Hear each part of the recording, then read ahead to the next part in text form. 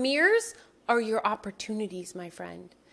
See them as these beautiful blessings they are given to you to practice forgiveness so that you can go home. That's why you're on this channel, is because you know there has to be a different way.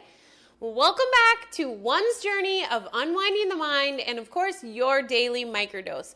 Now tune in to the latest episode of One's journey. Today I want to talk about how everyone is a mirror for you and the fact that they're a mirror, but they really are one with you. So we get angry at people, right? People irritate us, they frustrate us, they do things that make us feel betrayed. I think betrayal is one of the hardest things. Well, first of all, betrayal is a word of separation. Betrayal can only occur, my friend, if in fact there is someone outside of you, because you can't betray the one, like if we are all one. So right there is your red flag. When you feel betrayed, the flag is that you are seeing separation, you are seeing sacrifice. And I think betrayal is one of the hardest things to see that as a mirror, because you have to get to this place of understanding, like, crap, I did this to myself. And it's like, you think, you were like, well, I would never do that to anyone else. Why would I do that to myself? But it's really an opportunity to get really curious. What is this? This is still a lesson of forgiveness that I am being presented. Every single thing that comes that is uncomfortable is an opportunity to release weight that we've still been carrying. Because those mirrors, which appear to be people, things, places, items, anything outside of you is a mirror, because it's truly you, are all reflections of your own internal state of being, is your own internal dialogue of things needing forgiveness. And when we blame someone else, and even if we, on this journey, we know everyone's a mirror and we've intellectualized that and we practice it sometimes, but then other times when we get hurt even worse, then we could never see it as a mirror because it doesn't make sense. It doesn't make sense that we would harm ourselves so much. But remember, everything is equal. There is no level of hierarchy when it comes to being the dreamer of the dream. It's just when we're in the dream and we're seeing it from the ego belief system, we see that this hurts worse than this, and this is more impactful or worse than this, when in fact they're all the same. It's the stories we have placed on them, which if you haven't checked out the stories video, that is really great. We place stories on everything, literally that how is anything because of the story behind it. But it's the story that makes us decide it is so much worse. So then we're not willing to see it as the mirror. And remember, how we do one thing is how we do all things, because it's whole.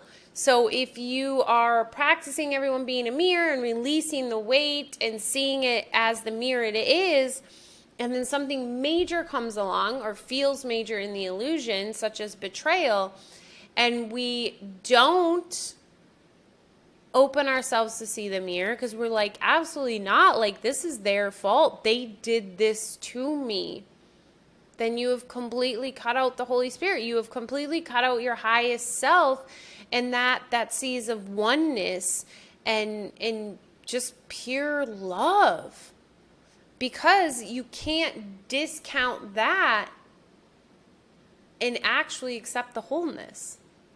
We've talked about this many times, but when you feel prickled or irritated, it's an opportunity to get curious. What is the weight you are still carrying within that they are reflecting back to you?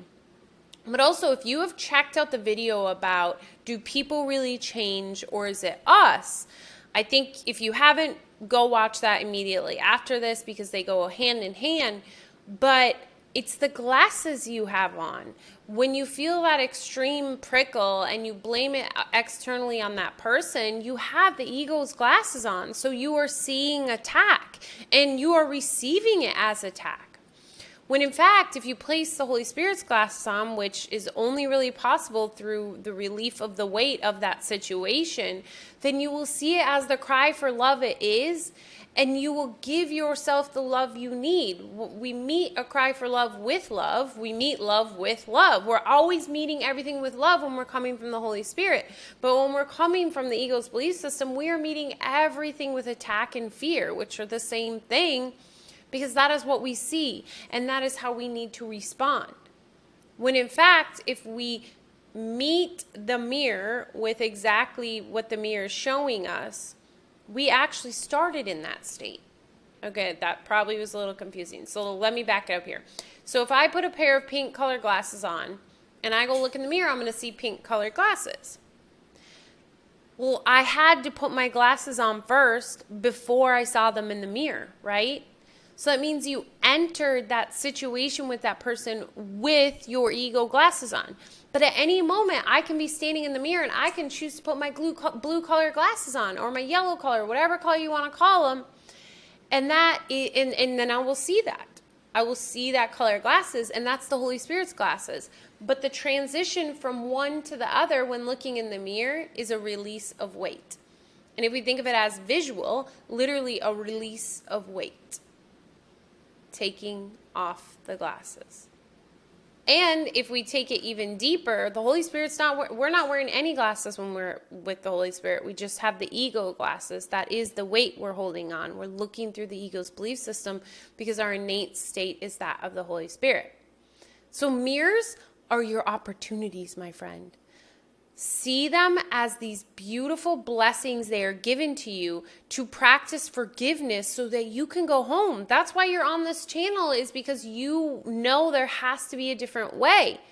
Well, okay, but it's one thing to intellectualize it. It's another thing to actually practice it. And practicing it is the only way to get you to that next state. Intellectualizing, my experience, is a first step, but if you don't take it to the next step, it's going to create more shame and guilt because you can't be unaware of what you are now aware of, and then you're acting over here constantly in the ego belief system, but you know this beautiful belief system of the Holy Spirit and your highest self exists. So remember that, friend. You first put on your glasses before you go look in the mirror, and at any moment you can take those glasses off, relieve the weight, put the Holy Spirit's glasses on, or just see naked, because the Holy Spirit just is your innate state. I hope today's video was helpful in you seeing how everything is just a mirror, and it is always about you. It is never about anything outside of you. Literally always about you. Share any ideas of upcoming videos you would like to see. And remember, once a month we have a live discussion. I would love to see you there. And it is for the higher tier of Right-Minded Thinker. It is just an amazing time, and we would love to have you join us. So let me know if you have any issues with that. As always, remember, you are worth it. Much love. Bye.